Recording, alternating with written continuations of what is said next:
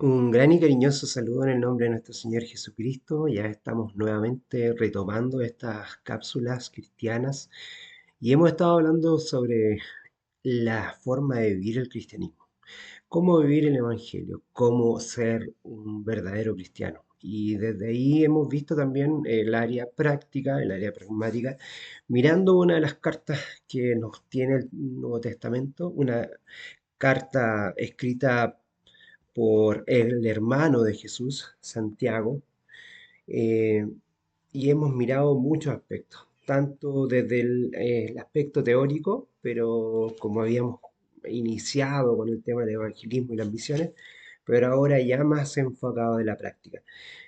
Quizás el versículo más clarificador y más potente, quizás a pesar de que hay muchos versículos que nos señalan este tema, no hace mención a este punto desde un sentir práctico. Y quisiera comentarte lo siguiente.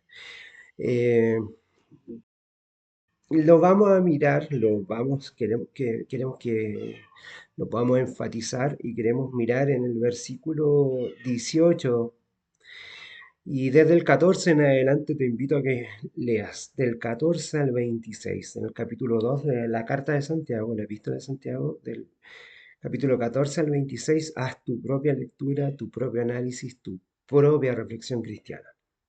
Lleva como título La fe sin obras está muerta, pero quiero detenerme en el versículo 18. Vamos a mirar los otros pasajes también, pero creo que es muy importante que lo compartamos. Dice, pero alguien puede decir, unos tienen fe, otros hacen buenas obras. Mi respuesta es que tú no puedes demostrarme que tienes fe si no haces nada.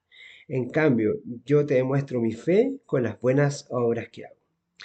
Eh, otra, otra versión dice lo siguiente, pero alguno dirá, tú tienes fe y yo tengo obras. Muéstrame tu fe sin tus obras y yo te mostraré mi fe con mis obras. Es un versículo bien potente para muchos cristianos que aferrados a la fe, pero de una manera equívoca, eh, que creen que es su fe, que creen que es su propia fe, eh, que el justo por la fe vivirá, pero es la fe puesta en el Evangelio. Y el Evangelio es una persona, y esa persona es Cristo, y Cristo nos moviliza, Cristo nos lleva a la acción. Muéstrame una fe sin obras, muéstrame una fe con obras. ¿Cuál de las dos será más real? La que más se asemeje a Cristo. Desde aquí, y tomando este versículo que dice claramente, pero alguien puede decir, unos tienen fe y otros hacen buenas obras, mi respuesta, y es la respuesta desde el cristianismo práctico de Santiago para cada uno de nosotros, y también en el contexto de a quien él le estaba hablando, porque recuerda que hay un contexto que fue escrito a los cristianos, a los judíos que se cristianizaron, que estaban en la diáspora. Y les dice claramente, mi respuesta es que tú no puedes demostrarme que tienes fe si no haces nada. En cambio, yo te demuestro mi fe con las buenas obras que yo hago. No son mis palabras, son las de Santiago. Si a alguien le puede incomodar, que se desquite con el apóstol. Que se desquite con el hermano de Jesús. Vamos a pedir la dirección del Espíritu Santo para mirar un poco más en profundidad este tema del evangelismo y del cristianismo práctico. Dios Señor, te damos la gracia infinita porque tú eres un Dios de amor que primeramente nos invita a tener la fe, pero la fe puesta en tu persona. No es nuestra fe, no es nuestra fe, es tu fe, la fe en Jesús, la fe de Jesucristo la que nos moviliza. Esa es la fe que nos lleva a vivir un cristianismo vivo, un cristianismo con obras, un evangelio también que está presentado con obras y con la fe en la persona de Cristo, no en nuestra propia fe. Nuestra fe es como un grano de mostaza. Todo lo queremos dejar en tus manos para que nuestros amigos, nuestros hermanos, aquellos que escuchan esta cápsula cristiana, esta reflexión de la Iglesia Bautista del Séptimo Día, pueda tomar este camino. Y tal como decíamos, no podemos ser solo oidores de la palabra, sino que también hacedores de ella. Ayúdanos, Señor, a cumplir y a movernos por tu propia fe, no nuestra fe, porque nuestra fe es muy limitada. Ayúdanos, Señor, en el nombre de Cristo Jesús. Amén.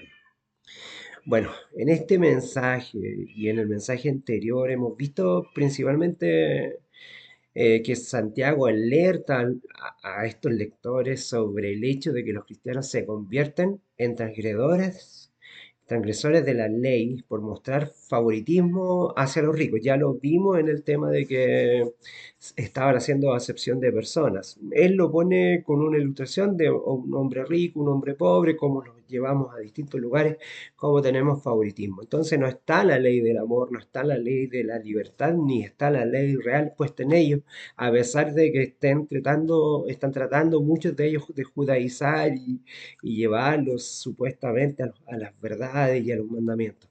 Puede pasar que nosotros en el día de hoy estemos viviendo esta misma situación.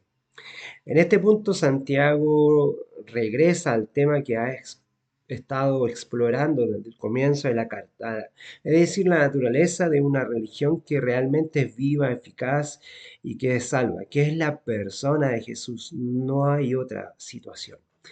El cristianismo auténtico, el cristianismo real es estar en la persona de Cristo y es aquel que se muestra en la práctica, de manera que directamente o implícitamente Santiago expone en esta sesión la idea de que la fe sin obras es muerta, es inútil, es vana. Esta reflexión es probablemente, y este mensaje quizás es lo más conocido de la carta de Santiago, es uno de los versículos que más se presenta y el que más se estudia, el que más se analiza. Eh, Así que trataremos uno de los dilemas más controvertidos del cristianismo, la fe o las obras para la justificación. ¿Somos justificados por la fe, pero la fe nuestra o es la fe de Cristo? El estudio o esta reflexión que hoy nos invita a responder esta pregunta, vamos a hacer esa distinción. Primeramente, vamos a distinguir el concepto de la fe y la primera cosa que aquí tenemos que entender es que Santiago está haciendo una distinción de la fe. Él cuestiona el tema, ya desde el versículo 14. Por eso la invitación es leer del 14 al 26 para tener el contexto, bueno, la carta completa. Dice, hermanos míos, ¿de qué aprovechará si alguno dice que tiene fe y no tiene obras? ¿Podrá la fe salvarte? ¿Podrá la fe salvarlo a ese hermano? Algunas personas piensan que Santiago está cuestionando la fe y las obras, pero él no está haciendo un cuestionamiento, él está poniendo en balanza el tema. Él no está contrastando la fe con las obras o las obras con la fe. El tema aquí es solo la fe y no las obras, porque el que tiene fe no puede ir en contra de la fe de Cristo. Hay otro punto que necesitamos entender en cuanto a la fe. Santiago usa el término fe en tres sentidos en esta carta. El primer sentido de la fe personal en el Señor Jesús. Una fe que es probada en la tribulación, como veíamos en el primer capítulo de esta carta, en el capítulo 3, por ejemplo, capítulo 1, verso 3. El segundo sentido es la confianza en la revelación de Jesucristo, sus promesas, su poder y la disposición de atender a Jesucristo desde ese sentido. En el verso 6, capítulo 1, verso 6. El tercer sentido es la adhesión a las doctrinas del cristianismo. La profesión de fe en Dios, y en Jesucristo. En el capítulo 2 verso 1 comienza así. El tercer sentido también se explica como la fe es subjetiva y la fe también es objetiva. La palabra fe, pistis, que se encuentra en griego, tal como se encuentra en el Nuevo Testamento, tiene tanto un uso subjetivo como objetivo. El uso subjetivo se refiere a un acto de creer, como lo expresa Romanos capítulo 1, verso 16, 17, Romanos 10, verso 17, por ejemplo. Esto es lo que muchos teólogos llaman la fe salvífica o la fe salvadora, pero es la fe en la persona de Cristo que muchas veces no lo sabemos entender. En este sentido, a menudo se menciona el Nuevo Testamento como la fe en el sentido objetivo. La fe es el contenido contrario del cristianismo, es decir, aquello que debe ser creído. Denota un conjunto de verdades que creemos acerca de Dios. La salvación, el cielo, la iglesia, es lo que llamamos doctrina, pero más que eso es encontrar un solo dogma, que es la persona de Cristo. Porque puede ser que tú creas muchos de estos conceptos, pero si no te llevan a vivir en la persona de Jesús, en vano son. No tienen ningún asidero, ninguna validez. Puedes decir, tengo fe en la persona de Cristo, pero si tú no vives en la doctrina de Jesús, no en la doctrina de tu iglesia, no te va a valer de nada. Tercer punto que necesitamos entender en este tema, que es el concepto de obras, es el contexto de la epístola de Santiago.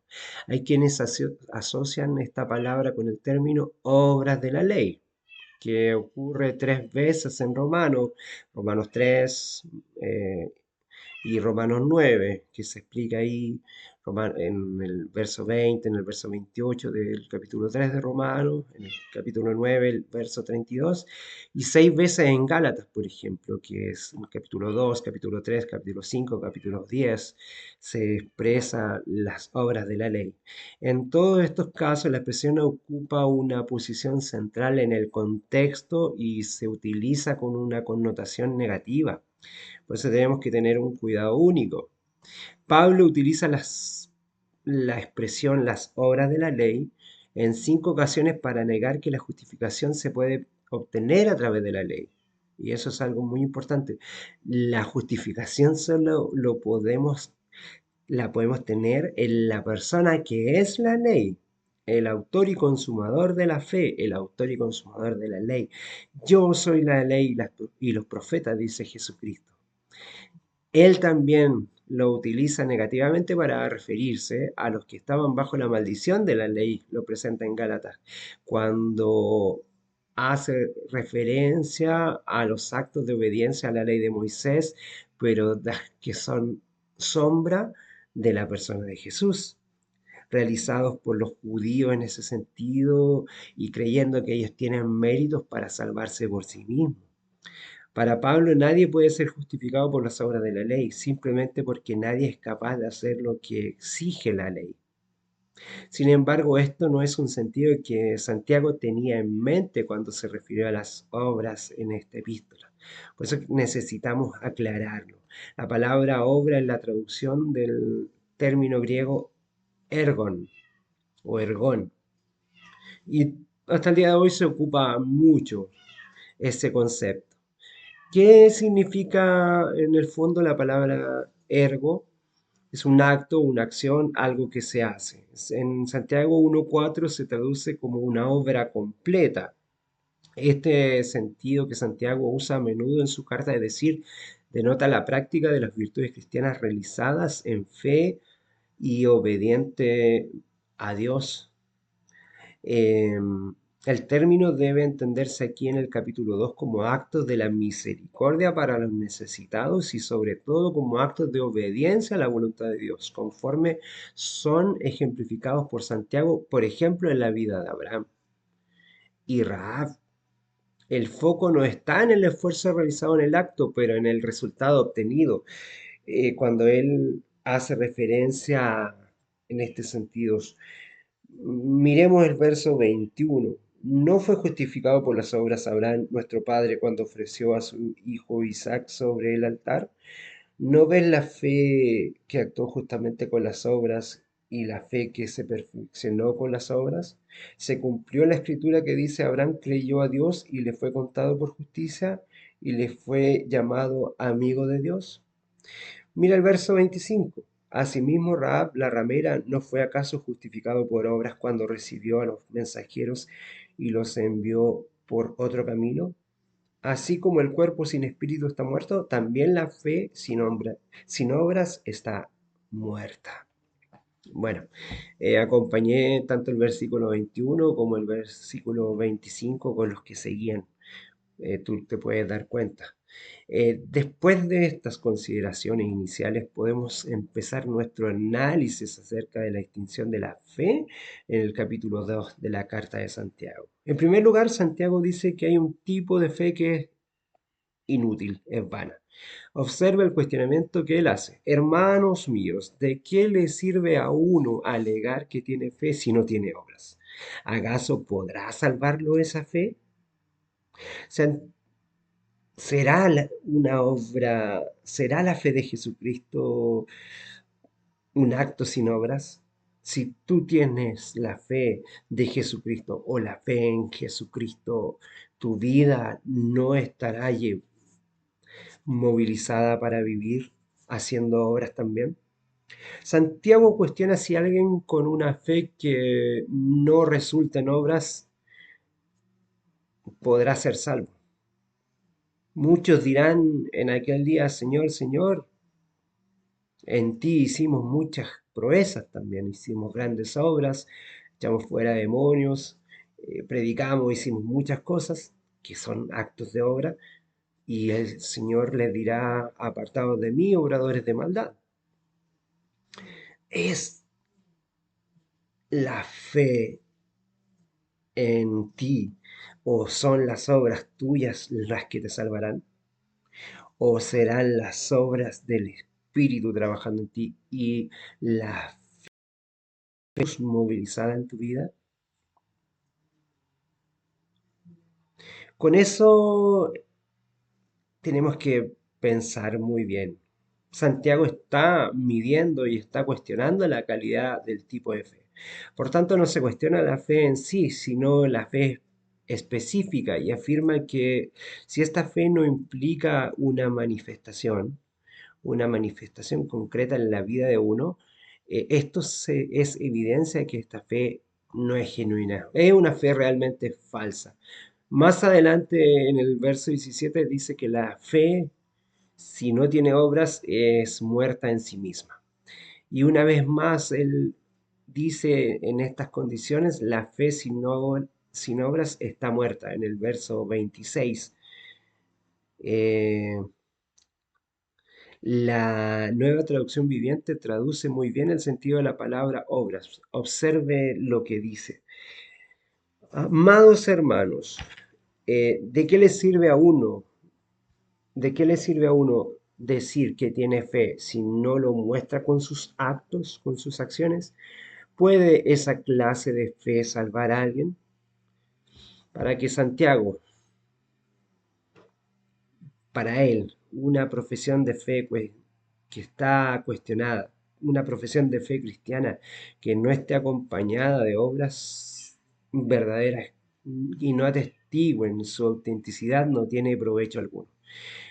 El provecho de la fe es la salvación, la fe de la persona de Jesús, la fe en la persona de Jesús. Muchos dicen: el justo por la fe vivirá, pero ¿es el justo o existe alguno justo que no sea Cristo? La lógica de Santiago es la salvación, y aquí ocurre por medio de la fe. La fe produce obras. Donde no existe ninguna obra, la fe tampoco existe. Donde no hay obras, no hay fe. Por tanto, la profesión de fe sin obra no tiene ningún sentido. La mayor preocupación de Santiago era una especie de fariseísmo cristiano. lo que estaba ocurriendo. Una mentalidad que comenzaba a tomar fuerza en las comunidades cristianas. Para algunos, el cristianismo se estaba convirtiendo en un mero sentimiento, es decir, solo emotividad. La fe vivencial que se muestra es práctica de una religión auténtica por actos que estaba disipando. Esto se parece en cierto sentido con lo que ocurre en nuestros días, donde lo más importante es sentir o experimentar sensaciones y hacer declaraciones de fe. Pero muchas veces estamos encerrados en templos, en lugares de reunión, y nuestras obras no existen. Nos juntamos los fines de semana o dos, tres veces en la semana para decir Señor, Señor, encerrarnos entre cuatro paredes, decir que ahí tenemos fe, pero durante la semana esa fe no se vive, no se experimenta ni tampoco se manifiesta en ninguna obra de bien. ¿Te lo has cuestionado? Quiero dejarte este punto. Vamos a seguir abordando el tema, pero no sin antes pedir que tú te conectes con la escritura, que puedas leer, ver los versos del 14 al 26 y que hagan sentido en tu corazón, así como en el mío, en tu mente y corazón, para vivir verdaderamente la fe, que es la fe en Cristo, para poder experimentar las obras que Cristo, por medio de su Espíritu, quiere manifestar en ti. Que el Señor te bendiga grandemente, gracia y paz.